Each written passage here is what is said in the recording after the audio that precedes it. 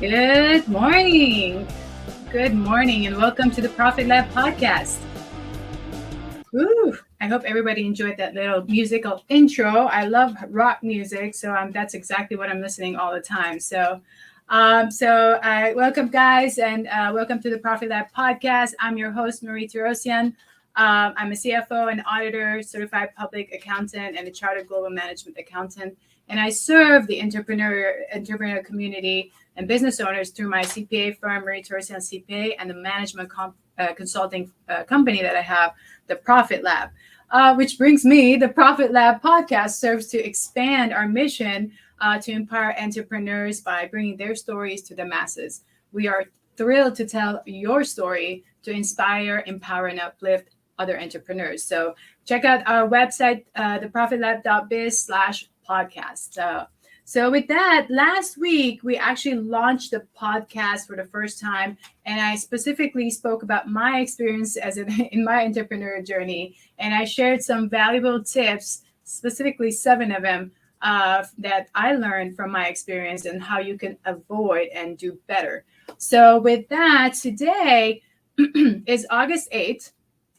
And this is our second episode, as I said, and then we are going live every Tuesday at 10 a.m. Eastern time on Facebook, and you can follow us at the Profit Lab Biz, on LinkedIn, on my personal LinkedIn, Marie Torossian CPA CGMA, and on my YouTube channel, Marie Torossian CPA. So make sure to subscribe, follow, like, and share on all of the platforms, or whichever one that you are watching or listening us on. So go ahead and share that information so others can learn from our stories. So with that, my guest today is Rachel Leroy, founder of HipMaps. She is a custom map designer who uses fresh approach to bring joy through personalized maps with a modern twist.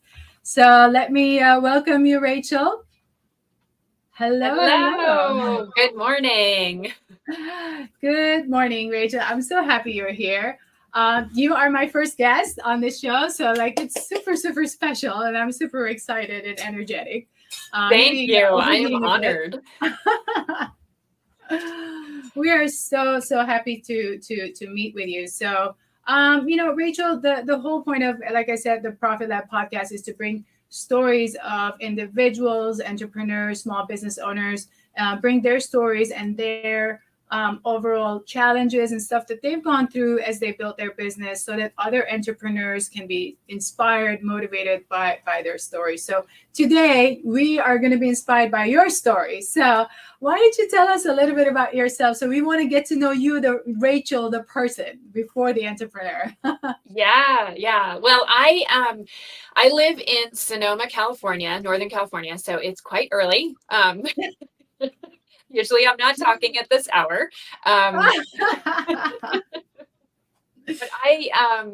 I have an interesting upbringing that not a ton of people have these days, in that I grew up on a dairy farm in Vermont in New England. And I think, not to jump to the entrepreneurial journey, but I think growing up on a farm and being deeply rooted to the earth definitely helped shape who I am, as far as, wanting to work with the earth, wanting to share the beauty of it. And then also my parents were just, they were wonderful role models, in that because they were farmers, they worked for themselves. And I never really thought that I would be an entrepreneur, because I just didn't think of it that, I just didn't have that mindset. But then here I am. So, and I loved your story last week of talking about, your dad and how he, having his businesses really, it shapes us without us even knowing it. Right. And yeah. Absolutely. Absolutely. Yeah. I didn't even realize how much that affected me until I got in my 40s. So yeah, absolutely. So tell us how you transition. I mean, obviously you had a very busy career, and you could walk us through if you like, but what made you kind of get motivated to start your own business and your entrepreneurial journey?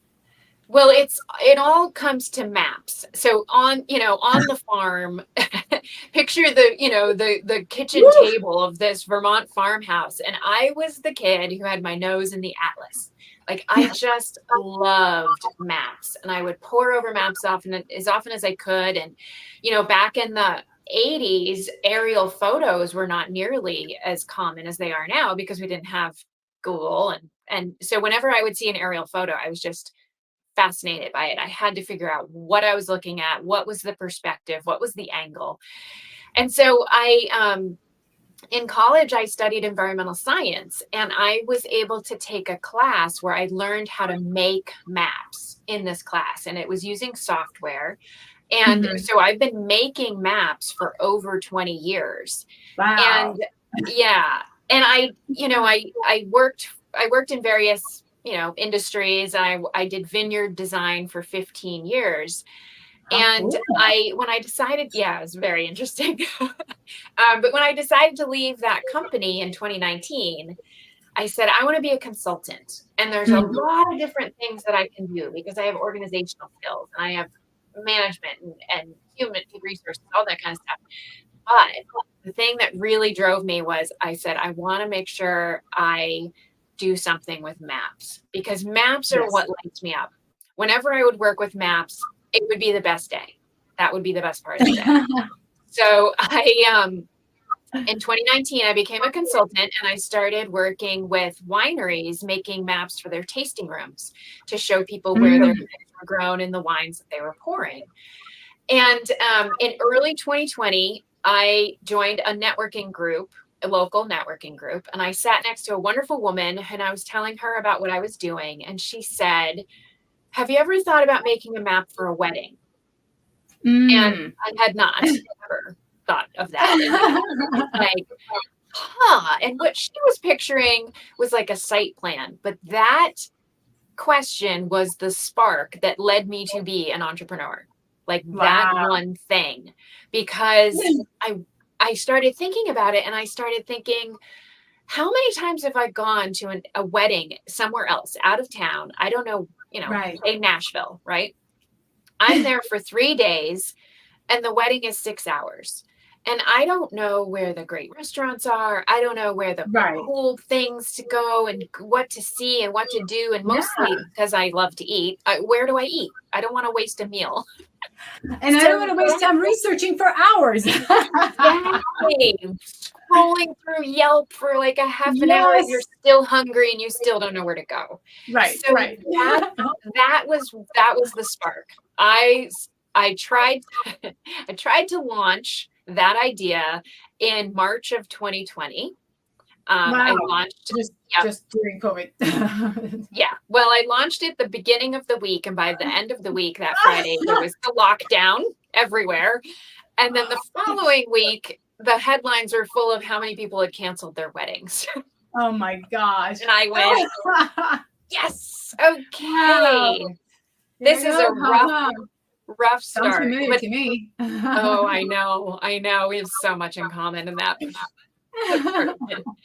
But, looking back on it, everything happens for a reason, the timing, everything. So I really needed to learn a lot of stuff before I launched a company. And I launched the idea. I didn't have a great name for it. I tried to use someone else's smartphone app. I didn't know anything about marketing and sales. And so basically it was a blessing that COVID happened because I spent the next year soaking up tons of knowledge. I learned all kinds of stuff about marketing, just like you were talking about in yours. Like we were so similar. I had so many skills and they were not in the marketing department. Yeah. And here. So it's like a whole different thing, right? It's a whole different thing. So what I did was in 2021, I rebranded to HipMaps because I needed a name that was catchy and that would see people would, you hear HipMaps and you're like, oh, it's something to do with mapping. I don't exactly know, but at least I know it's mapping. Where Rachel Leroy Consulting meant nothing. Right. Yeah. So I rebranded to HipMaps. I built my own smartphone app. So I hired a developer who's Yes. amazing, out of Michigan. We designed the app, we built it, we launched it. I had all these skills under my belt now with marketing and sales. I'd been laying the foundation for this for over a year at this point. And so I was able to launch Hip Maps in June. I think it was June of it was June or July of 2021. And because I had, tried this idea in 2020, I felt like I hit the ground.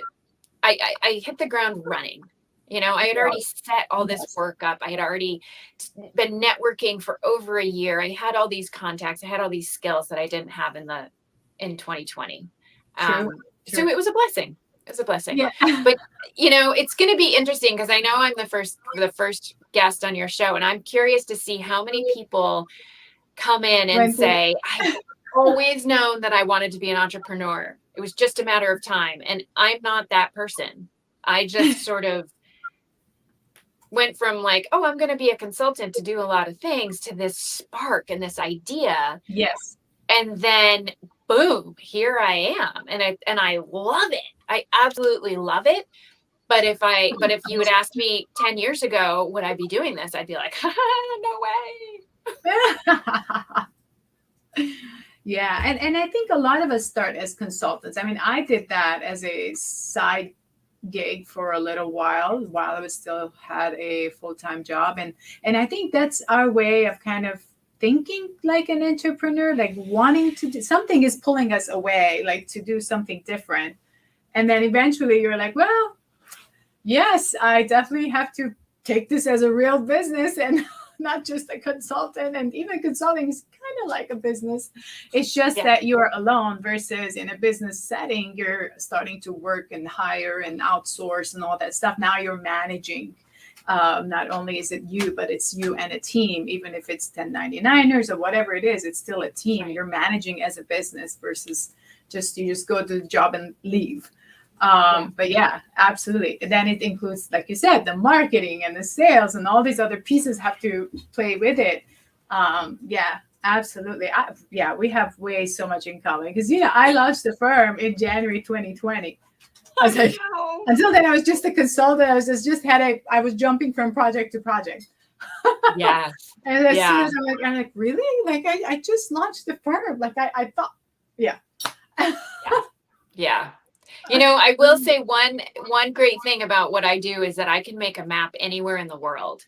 So even though I live in an area that we had probably the longest lockdown of anybody in the US in Northern California, we had so many restrictions that a lot of the rest of the US didn't have. So our events industry was just clobbered. But I could go market in Georgia and Florida and Texas and areas that were more open, where people were still having events and the economy was still flowing. Where here, I basically hardly marketed to people in my area for the first 6 months of my business. And it was just, it was weird to not market to the people I saw in person, but it was just the way it was. Right. And that's like a decision you make as a business owner when you're looking like, where are my customers, right? Which brings me actually to my next question. What is your usual target audience? I know you mentioned kind of like the wedding thing, but is that the only way to get your clients, or is there other ways that you are attracting clients? Well, one of the things that I learned, and one of the things that I think is so important for entrepreneurs, is to constantly evolve. So when I launched the idea, my focus was only on weddings. I was only thinking about weddings. And clearly that's not a good business model, because there were record numbers of weddings canceled in 2020. So what part of my rebranding and rethinking of this whole thing was, how many other people can I help with this idea? And so I have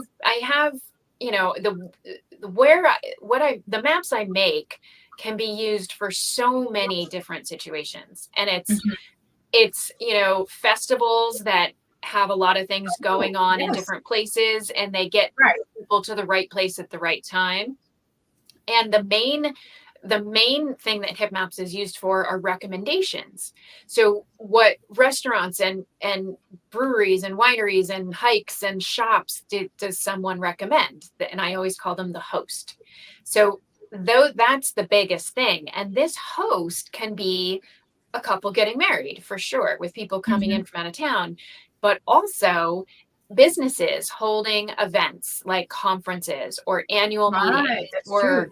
That's true. any kind of business event where you're gathering people together, Mhm. and as well as lodging, because True. hotels and inns and bed and breakfasts and vacation rental homes like Airbnbs, people are coming in from out of town, and they, how many times have you gone up to the front desk and been like, I'm starving, where's your favorite restaurant? Right? Yeah. Like, what's Yeah. cool? You hope Where they should know I something go? good. Yeah. So Right. the hip maps idea is let the host give their guests a snapshot of their town and share these personal recommendations. Like, it Mhm. really is a local's take on the area. Right. Right. Yeah. Right. Right. Yeah. I mean, for example, I do some Google reviews myself to be like the local guide for Google in here in Miami. But yeah, I see that totally. How if I am inviting a bunch of people, let's say for an event that I put up, I want to say, hey, these are my top recommendations as someone who lives here. So it's very different when it comes to. That's a great idea. I love that. Yeah.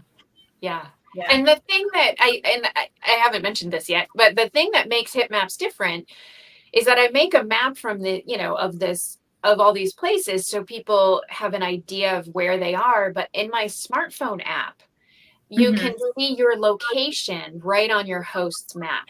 So you know where Oh, you are in relation to what's being recommended. You know if you can walk to something or you need to drive or get an Uber. oh, wow, You also see, yeah.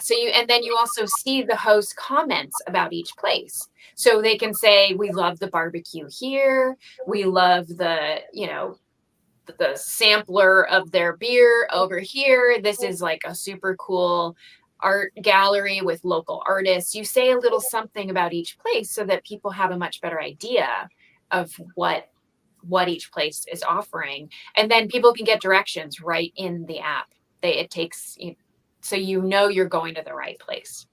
oh, that's awesome. That's awesome. And I think what I like most about it is that there are all these different features, and is that the personal touch from the host, right? Yeah. So that's Yeah. always the most amazing, that engagement and the personal touch from the host. Yeah. Yeah. And Really. people love that. They love that. They want something special, right? They want Yes. the host to be like, hey, I thought of this, and I want you to have it. I want to share this with you. And that's, Yeah. part of my whole thing, my whole mission is spreading joy. And the Hip Maps is like this domino effect of spreading joy for both the host and the guest. Right. Right. So I know, just because for our listeners and they will not be seeing the banner. So as before we continue, I just want to say, guys, you can check out Rachel's company at hipmaps.com. That's HIPMAPS.com. So make sure that check her website and get more information on what she's working on now. So with that, so Rachel, so I know you mentioned a few challenges here and there, and sales and marketing being one of them. What are other, let's say, maybe super difficult challenges you may have had that you really had to, let's say, either get some professional help or like self-development or whatever it is that you had to, what were those challenges that you were able to overcome? Well, one of the things, because no one else does what I do, people make maps, but they don't have this app. This app is completely innovative, and the awareness of telling, getting the word out that this even exists has been my biggest challenge, because it's not like I'm making a new tennis shoe and I don't have to explain to people what a tennis shoe is, right? Right. Right. It's just, every single time I have to explain this whole new concept And it's much easier to show it to somebody, to pull out Right, my phone visually, yes. and show it to them.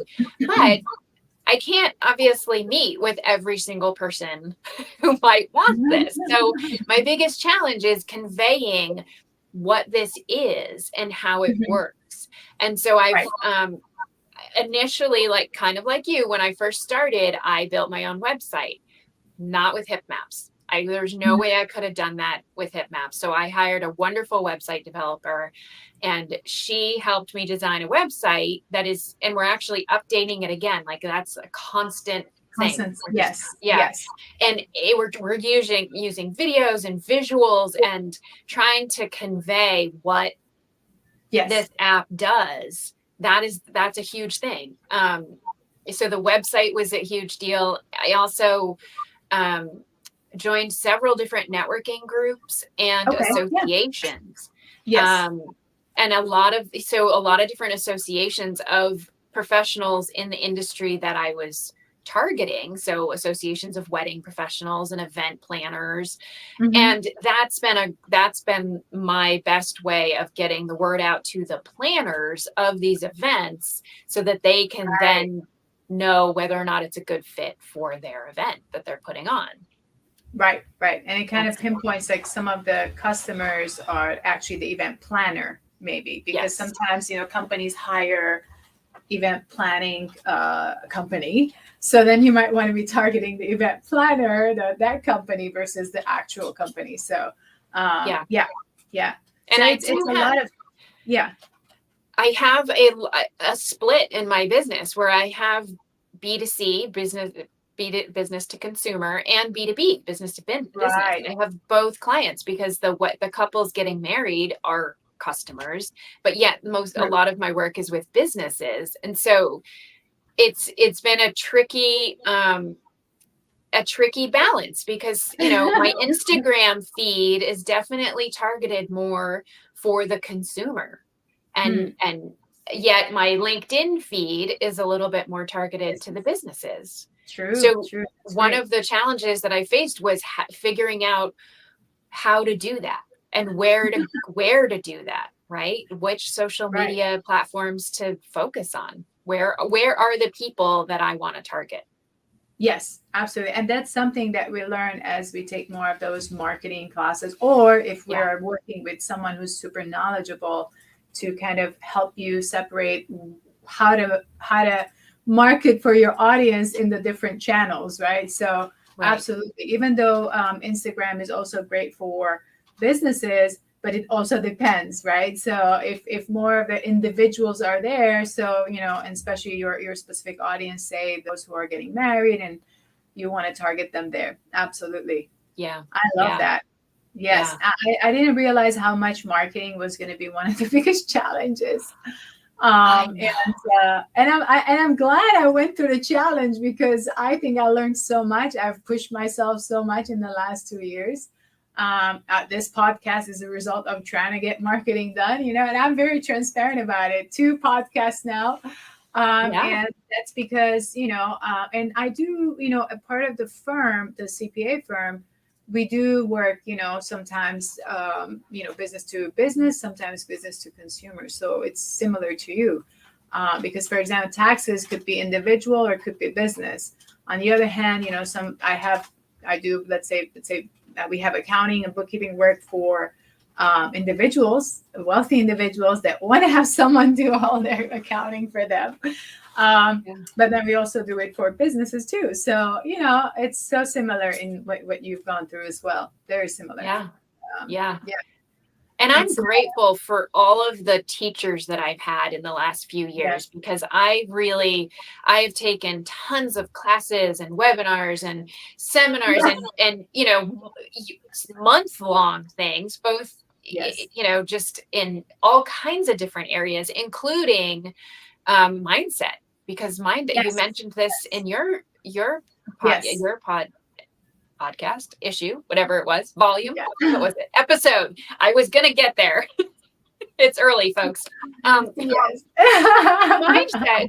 is a huge deal. And it is, when you're an entrepreneur and you're making the list of things that you are not good at, which is which those are the things that you should be learning more about and challenging yourself with, you Right. got to include the mindset, the mental Absolutely. part of it. Yep. Yes.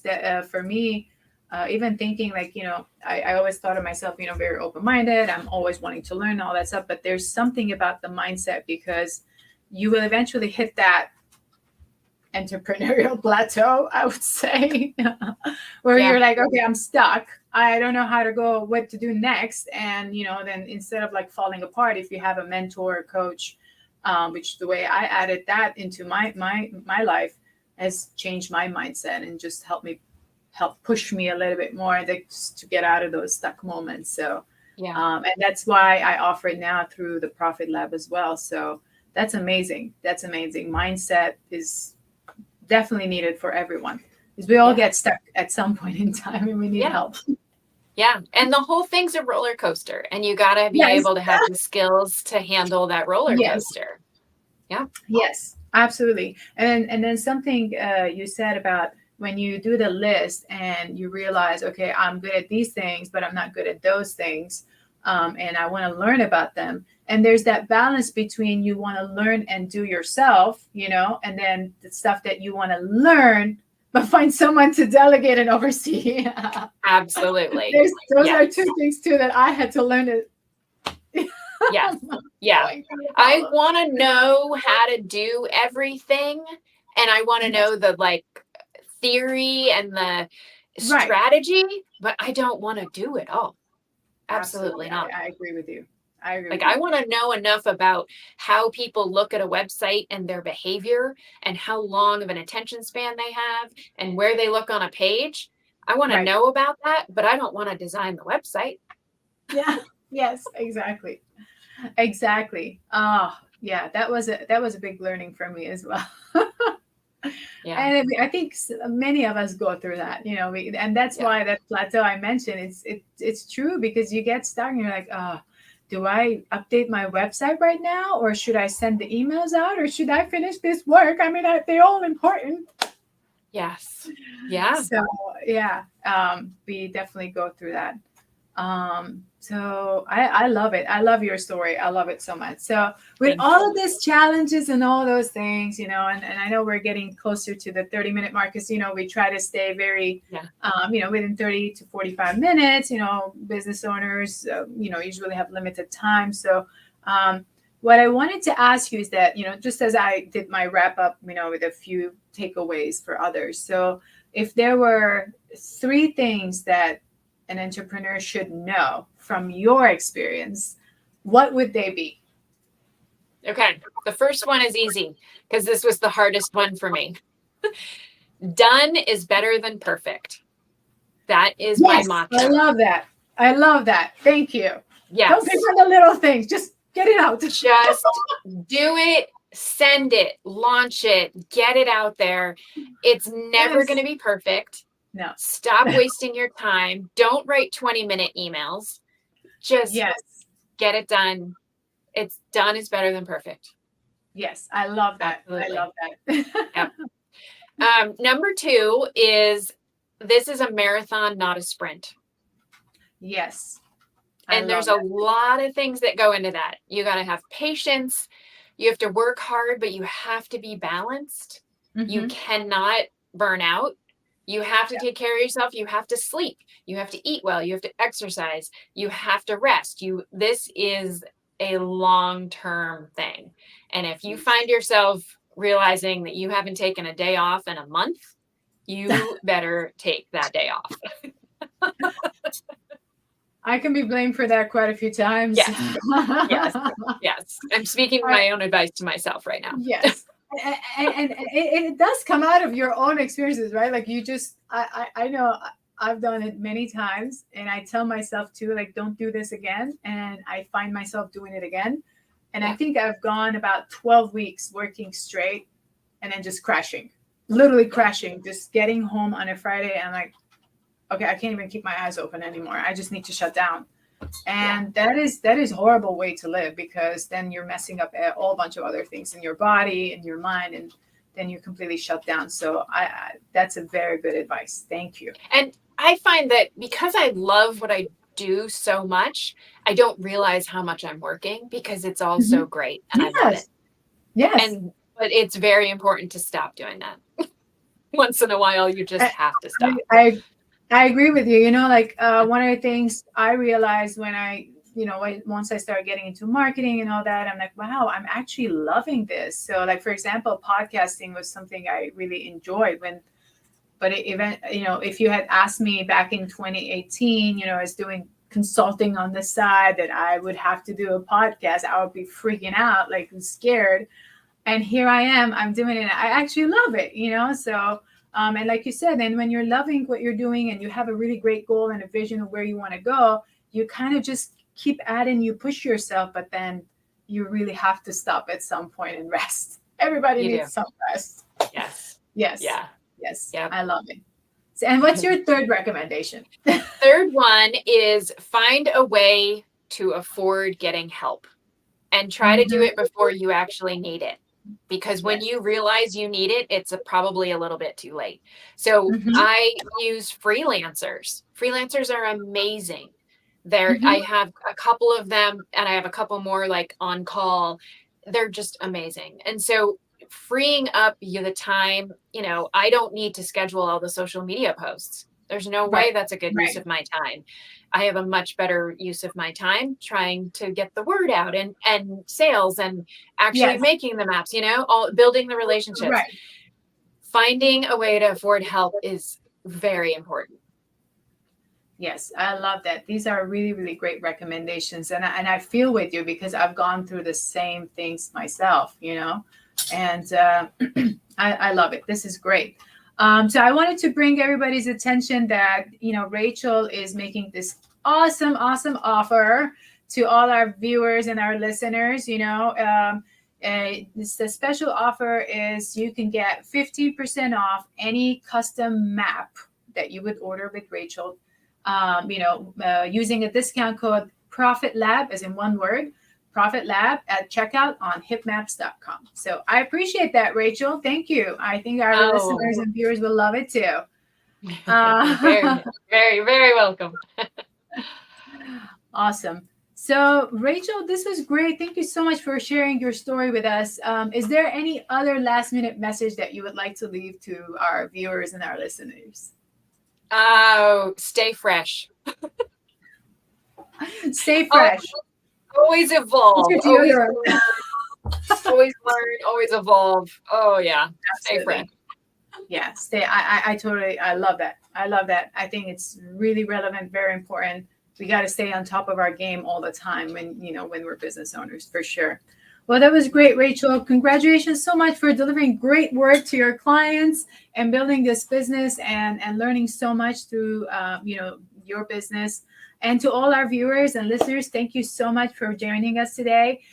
Please remember to subscribe, follow, like, and share the content on any of the platforms or all of the platforms that you are watching or listening us on. And let's empower each other through our experiences. So until the next episode, have a wonderful and blessed rest of your week.